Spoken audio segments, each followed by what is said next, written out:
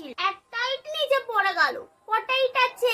499। একটা ফ্রিজের মধ্যে একটা হাতিকে কিভাবে ঢোকাবে? ফ্রিজের মধ্যে হাতি ঢুকবে না।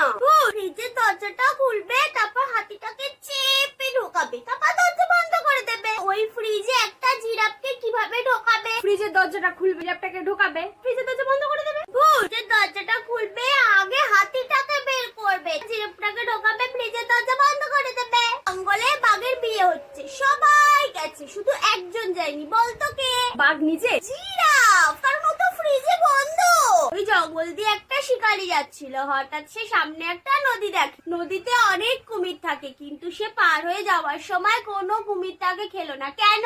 জানি না। কুমিরগুলো বাঘের বিয়েতে গেছিল, সব প্রাণীরা বাঘের বিয়েতে খেতে গেছে, তাও শিকারিটা মরে গেল। কেন? জানি না। যে ইটটা পড়েছিল না, ওটা তো শিকারির মাথায় পড়লো।